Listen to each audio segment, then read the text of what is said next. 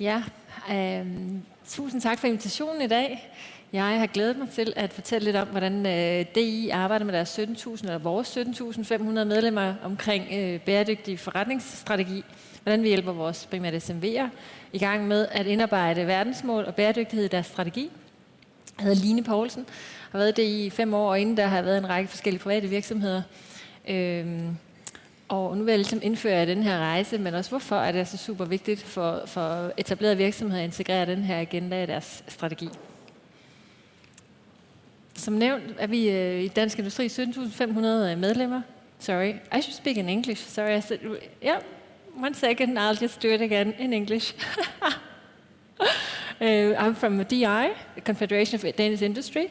We have 7,500 members and approximately 800 employees. I'm helping companies integrate the SDGs in their core strategy. I'm going to tell you a little bit about that today, why it's so extremely important for us and our members that they start this journey and how they can do it.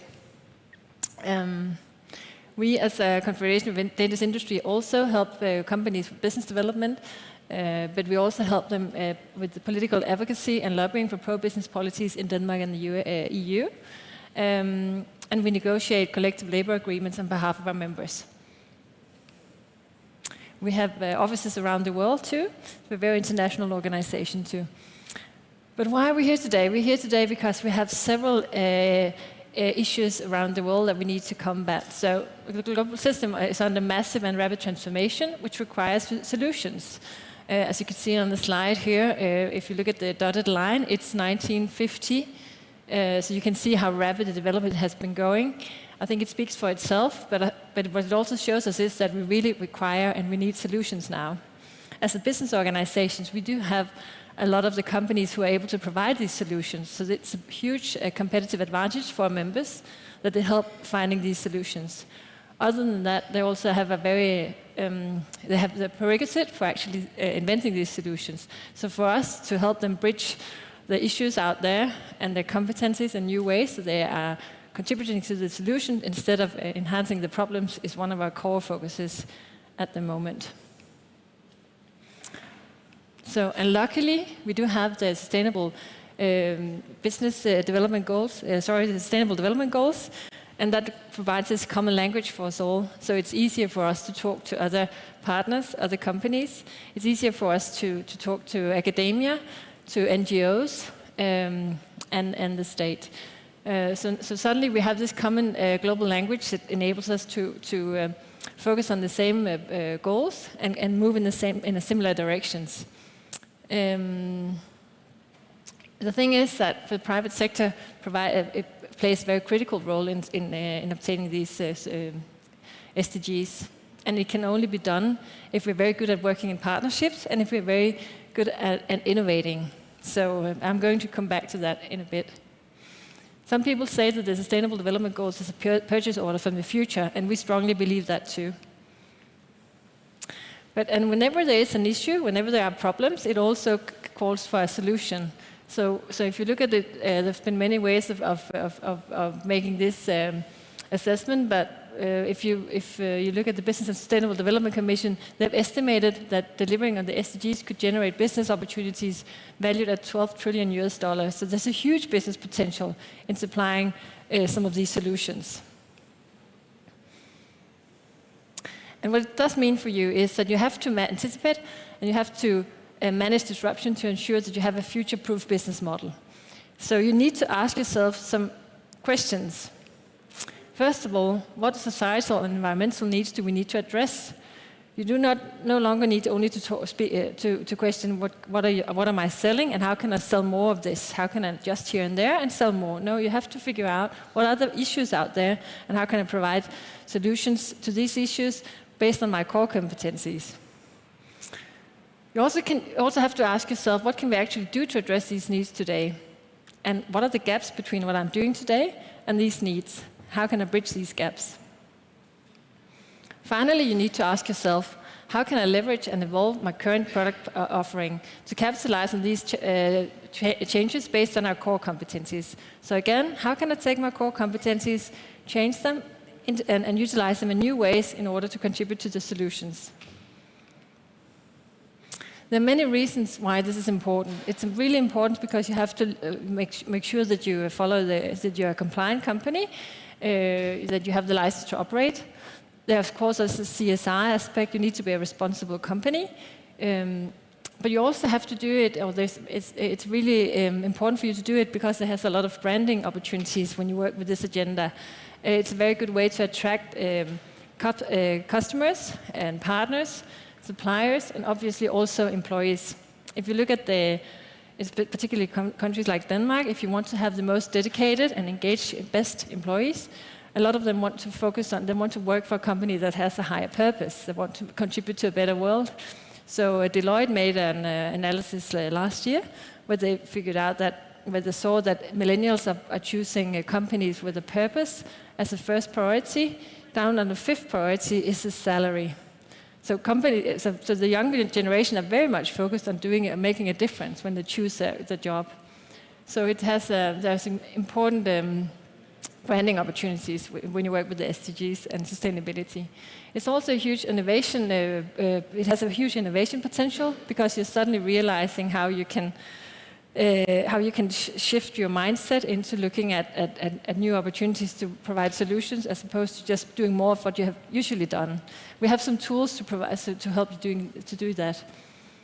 And eventually you can say you can become future fit and in reality transform your entire business model if you look into this agenda. So there has some huge potential for companies that invest in this agenda.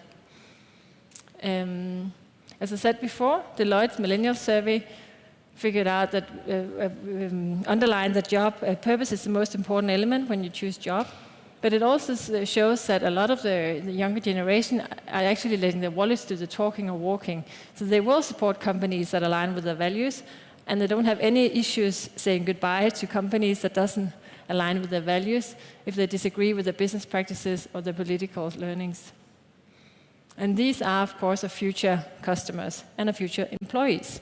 So it's kind of important to make sure that your company is aligning with that. What we also know is that they're getting educated at a very young age. I have an 11-year-old boy. For several years now, he's been working with the SDGs in school. So I've been helping him with projects in relation to the SDGs. So he's very well aware of that. So the young generation are aware today, and they weren't. I mean, when I was younger, we never discussed these issues, right? So they have a different awareness level than we have. So we need to understand that we have to supply solutions that is relevant for them. They are accustomed to these sustainable alternatives, and they are going to scan for these alternatives when they do their shopping and when they take their choices. And also, as soon as we understand something, it's difficult for us to unlearn it again. So when we do know something is not good, I mean, we can do it for a certain amount of time, but it does become harder and harder for us to take a non-responsible decision if we know there is a better alternative. So it's very, very important for companies to tap into this agenda. So in relation to that, we need to consider these new perceptions of businesses. So previously, it was very much focused on shareholder values. Now we see most companies are focusing, I mean, if they do have, they have a good business model, but if they do harm somewhere, they try to compensate in other areas. But we really want to move companies over here because that's for the system value proposition, where you actually have, for every investment and every activity you do, you make sure that it contributes to society and environment. So it's actually in the center of that. That way, business doesn't hinder the prosperous world, it actually accelerates it. So we're sure that if we can help our companies move towards that, we are going to have more prosperous and future-proof business models. And to put it very shortly, you need to find a sweet spot between the issues out there and your core competencies and figure out how can you actually make your most important contribution with the core competence you have in your company. So that's one thing, but how do we actually do it? 2 years ago, we initiated this project from philanthropy to business. You can read more about it on this website, because we needed to figure out how can we actually help companies do this. We gathered 21 companies, very different types of companies from different sectors. They have different maturity level in terms of sustainability. And they're also very different in terms of size. So some of them are SMEs and some of them are multinationals. They were guinea pigs, so we tested a lot of models on them, and they helped us understand what was difficult in this process and what worked. And based on all their extreme help and their engagement in this whole process, we learned a lot. So we are now taking all these tools and lessons out to a wider variety of companies.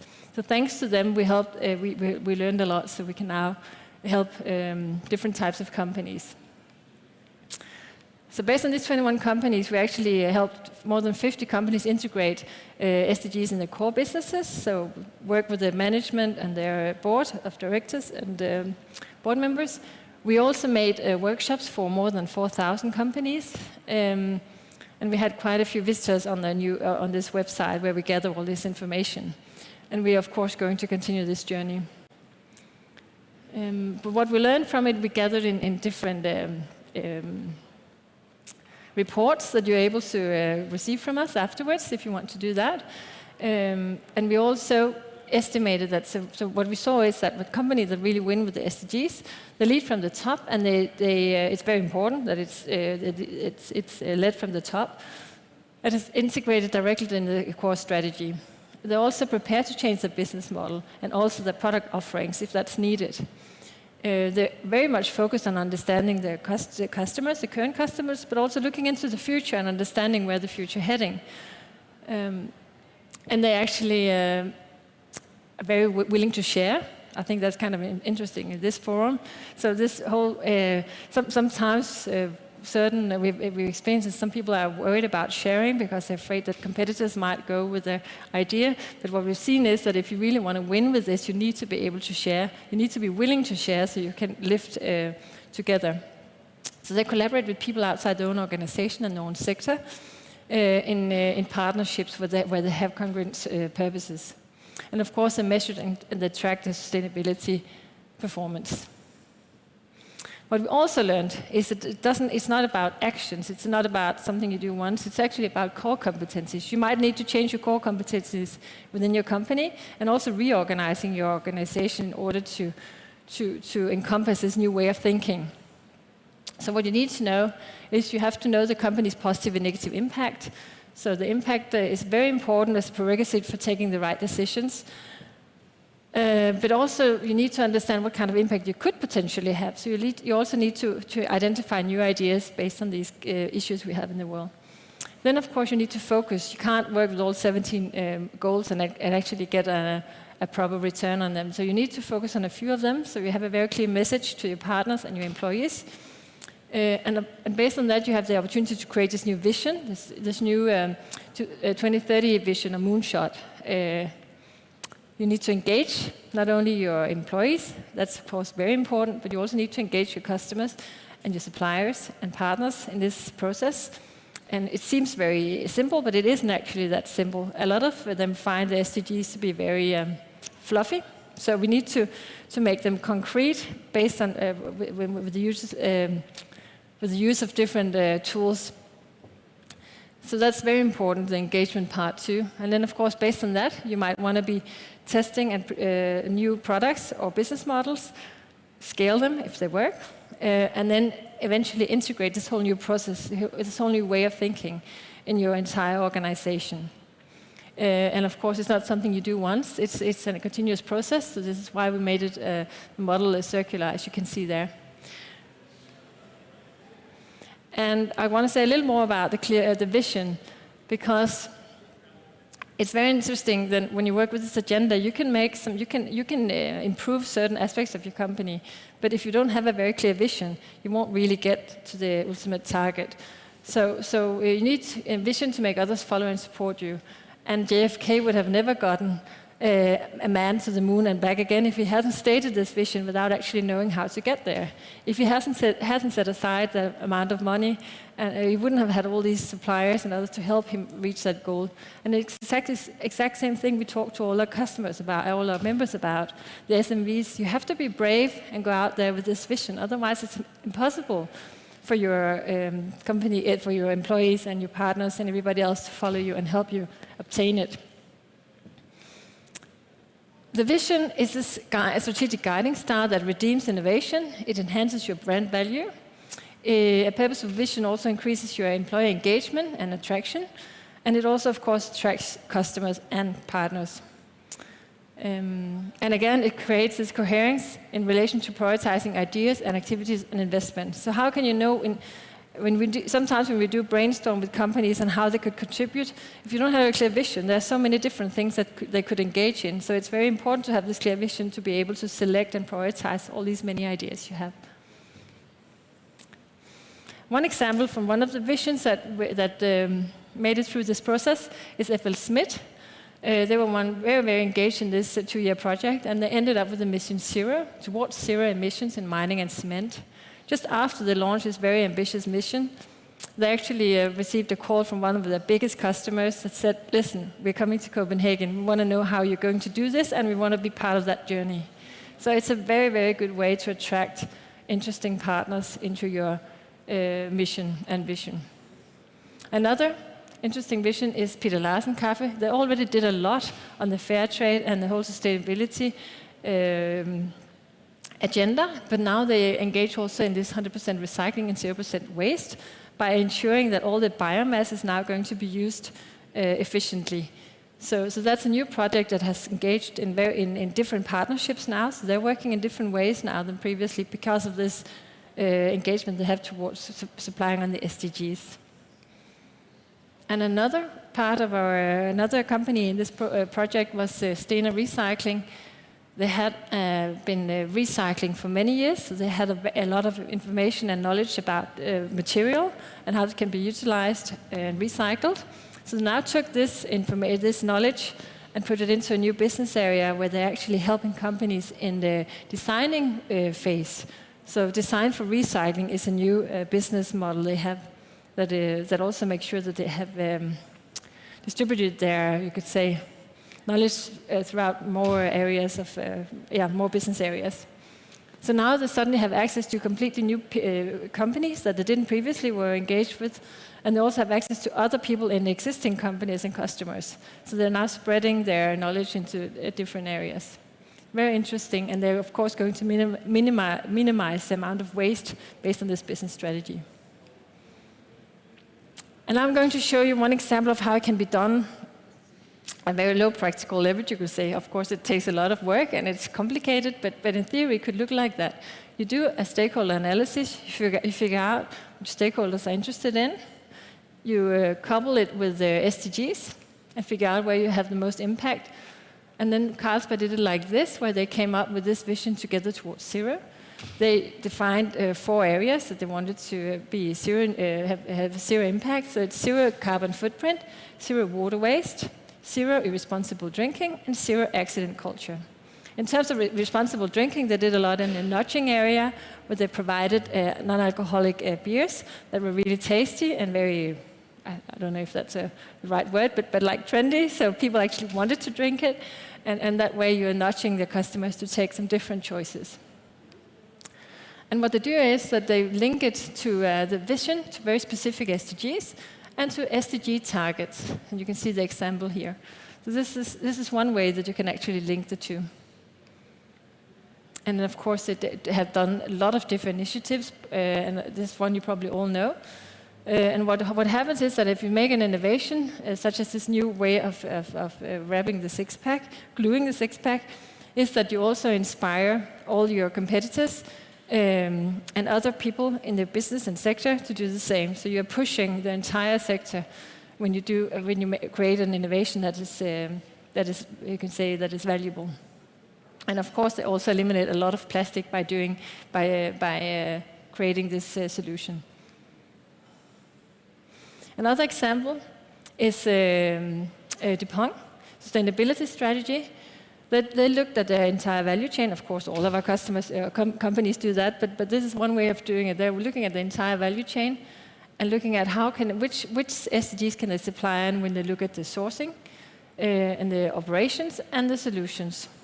So for DuPont, it was very much about reducing negative impact in the sourcing area on the 14 and 15, and they were able to reduce the negative impact on number 17 and 13 in their operations, and actually increase the positive impact in the solutions on the zero hunger and good health and well-being. This is another way you can work with the SDGs. But again, we always advise to only communicate 2 or 3 SDGs in your strategy and to your customers. I'm going to finally show you one very concrete example of one of the tools that came out of this project, because that's typically a very good starting point for many companies when they want to work on this agenda. We created this value scan. It's a communication tool that creates awareness on the SDGs and how you can couple it with your own competencies in the company, and it also creates buy-in throughout the entire company. And what it also does, it kind of highlights which SDGs you're already supplying on and which one you can actually supply or create solutions for. And it does it automatically, because the ideas you generate here will automatically be placed on specific SDGs. So it's like you're drawing your own picture while you're actually doing the exercise. So what it does is you have this value captured in the center. This is where you figure out what you're already doing well today, all your positive impact.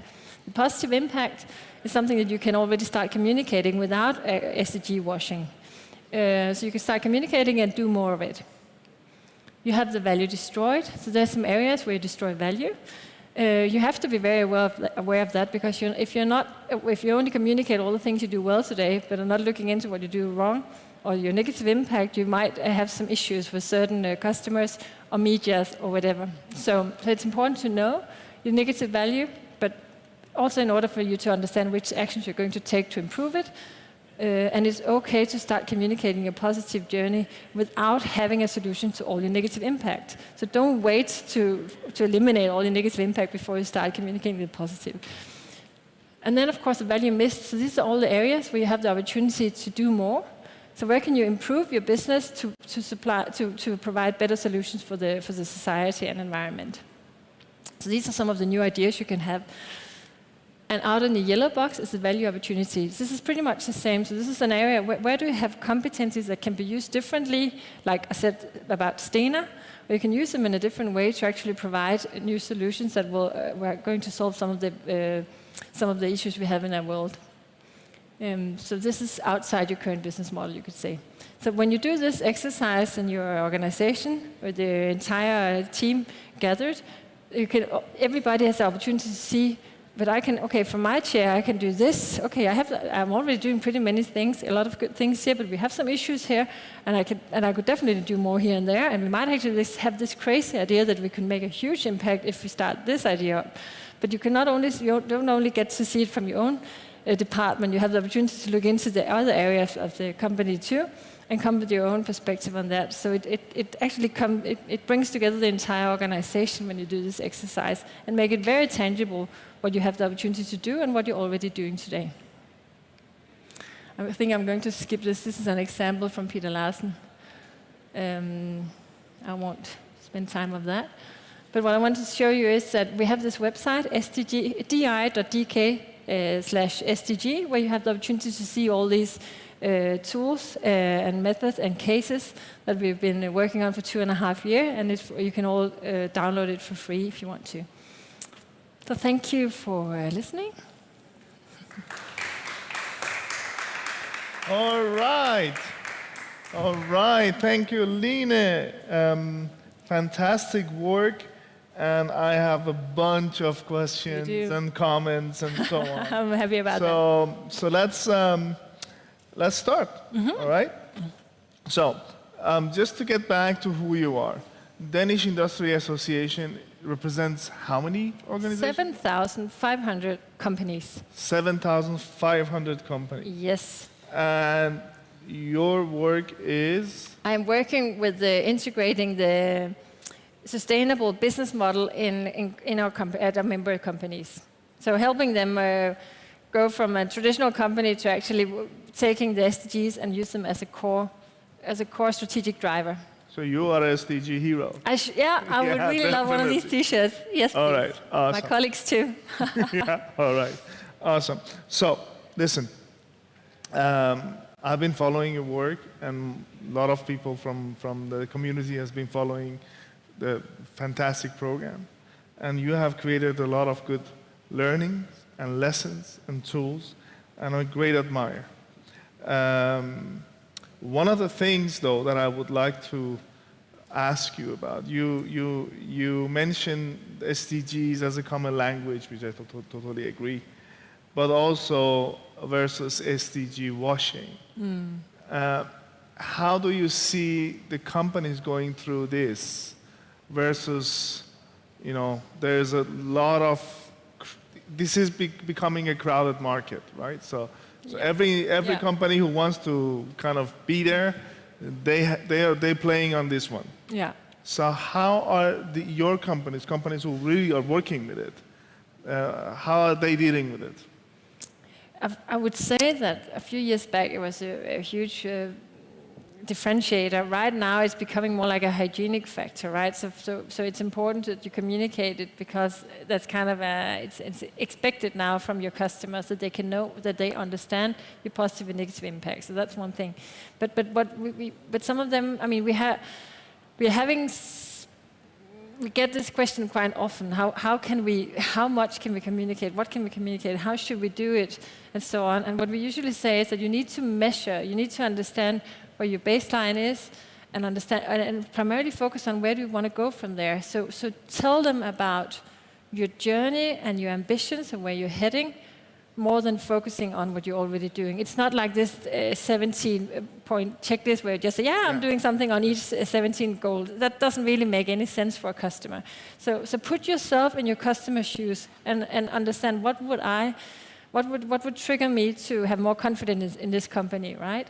And based on that, figure out what do I want to communicate. So I'm heading in this direction, and it can help my customers in this way. So this is what I'm going to communicate. All right. And always try to say, how can my actions help my customers, improve my customers' business, right? So if you do that as a starting point, that's a good way to figure out what we should be communicating. So not tell about what you already are doing, but showcase what you're going towards. Exactly, yeah. You Right? can also tell what you're And already the doing, step. particularly if you can link it to your customer's value proposition, right? So how does that, what you're already doing is helping your customers with this in this area, right? But also tell them where you're heading. Yeah. 21 companies who participated in the first batch. Was it in the different batches? Or? It was in one batch, yeah. They were One all batch. working together. And I would say we did not do this. Our companies did this. We just extracted all the knowledge and facilitated some processes. But it's the 21 companies that are responsible for this entire project, to be perfectly honest, because they did all the hard work. All right. Just to make And are there going to be more batches? What we're going to do now is we're going to dive into, I showed you this 6-step model. We're going to dive into some of these areas. And because some of them are more complex than other areas. So we're going to focus on these areas and make projects around them. And then, of course, we're going to make sure that this information, you saw the screen, we're only working in depth with like 50 companies. We have like 7,000 companies, so there are plenty to go to still. But we're also going to like make sure that all this knowledge is distributed throughout the entire rest of the member companies. But we're going to work a lot with how you can measure and report. That's one of the issues that's very hard for many companies. The engagement is actually kind of hard too for some of them to figure out. How do we top engagement? engage? Yeah, top management, but also engagement of the entire like partnerships and so on. How can you engage and work towards the same goals? How can you the whole trust issues? How much can you distribute? How can you make fruitful partnerships and so on? So some of the areas that we've seen is difficult for companies to do because it's a different way of working. We're trying to help them find models for that and help them by facilitating different network groups, courses, and projects. But I'm so happy that you mentioned it because can become a dangerous ground. Once you have been out there and setting up those impossible targets and your visions and so on, many companies that I talk to, they are really afraid of doing that because they feel if they make one mistake or two, it's going to go back. It's going to really, really be bad for their PR and marketing. Yeah. Because there are, of course, you cannot make that change from one day to another. No.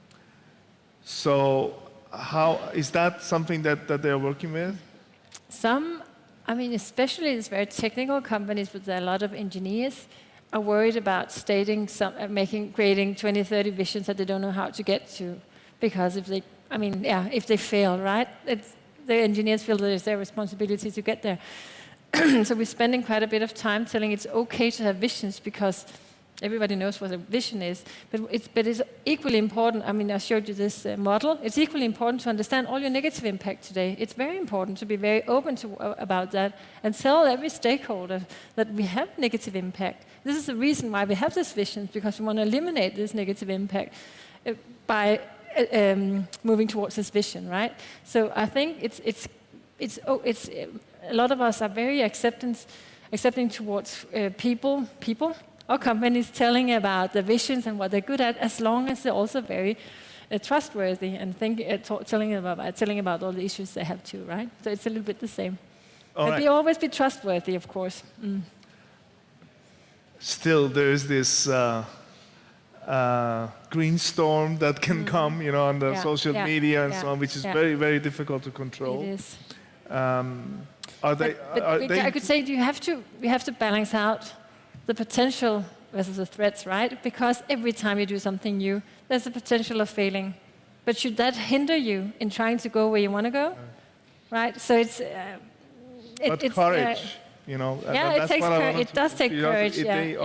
But the more honest you are about the issues you have and what you're struggling with, the more sympathy you're going to have in the process, and the more people are willing to help you get there. All right. I have 3 more questions, and then I will let you go.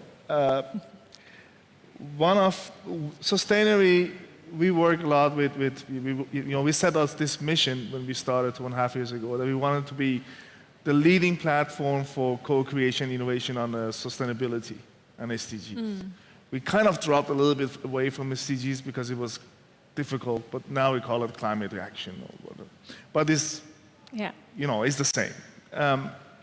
How are these companies, and how in this process, how do you see the collaboration with the company among the companies with the green community, being NGOs, startups, small startups, and all of these things?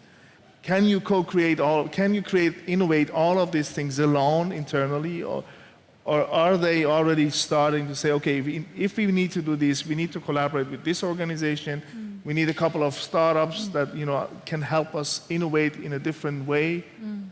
How do you see that? I think that there's a humongous potential.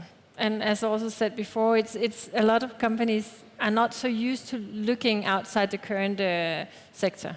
So it's a mindset change that we need to facilitate and help them with, in terms of making it easy to understand how partnerships with startups and community and so on can be impactful and relevant. So I think many companies they have a lot of operations to do. So for them to think very innovative and do things in a different way, it's time consuming, right? How do you do it? How do you create the perfect partnership? So I think we need systems. The ones that we've been talking about, actually, systems to bridge these two, right? Make sure that it's easy for companies to understand where the benefit is in engaging with the different and other actors out there. Make it easy. That's important. It's really important, and also find out how can you do it in a trustworthy way. But I think it's a question about, the good thing about the SDGs is that you have these common goals now. So you sit down and you figure out, I as a company want to contribute to this issue here. So who in my community knows something about that? So who should I reach out to, right? So based on that, the whole entire agenda should generate more collaboration. But we need to continuously feed the companies with ideas and inspiration to how this is done. Maybe make matchmaking events and things like that, so make it easy for them. Thank you. They can always come to the partners behind the Green Impact Alliance, and we will definitely help them. I think we'll do something about that. To the ecosystem. Yeah, perfect. The tools, right? So usually when we talk to the companies and we talk about going somewhere, they say, yes, we want to, but how? Show us how. Yeah. How do I go from this and become that? And we know that I really kind of admire Mother Teresa. But I also know that if she is somewhere here, I'm somewhere here. I cannot go there in one day. It takes a whole lifetime of different steps to go there. Tools are, for me, those guidelines and there to support and help you. Those tools that you have developed, co-developed, are you sharing those tools with your members? Mm-hmm. And how is that happening? And if there are somewhere out there in Brazil, you know, me and you, we love Brazil, we do. And are interested in those tools, what do they do? Can they get those on this website, di.dk/SDG, you can download all the tools we have, and we're going to continuously improve and upload more tools. And we're also inviting you, as some of the experts on this field, to supply information there. It could be cases, could be tools, could be methods to make company meet and connect, right? So anything that could be relevant for this agenda, we invite you to contact us, and we will make sure that it's provided on this website. But other than that, we are also continuously talking about cases that have been working with this and have success in this area in our different media streams.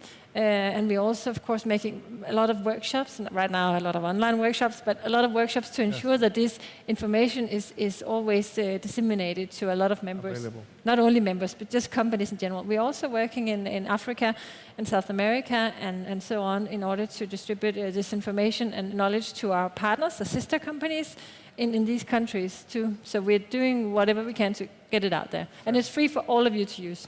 Fantastic.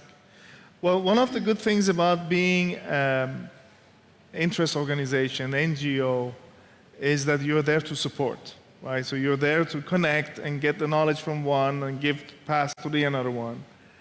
But somebody has to pay for it, right? And this program, I guess this has not been completely cheap. Who is supporting you on building it? Are you investing in it, or? Yeah, it's Industri Foundation. I can't remember the English word now.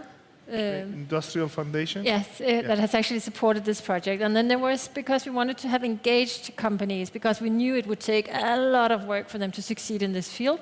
So we actually asked them to contribute with an amount of money to participate in this project. So that's one way. Fantastic. We also make sure that companies are engaged when we want with the top management to make huge transformation processes. They also need to be financially engaged a little bit. But in theory, I would thank the Industri's Fund, because they've been the one that has been supporting this project. And fantastic. Well, what I see in front of us is that you have a tool. You have 7,500 members. We have been through the first 21. Mm-hmm. Then plus 50. Plus 50. Ish. So next year we're going to visit about 1,000.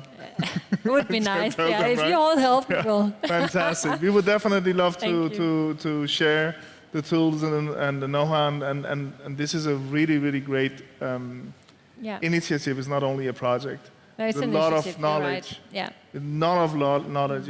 And what I like about this program is there's not so much about talking, but it's actually real concrete action. Yeah.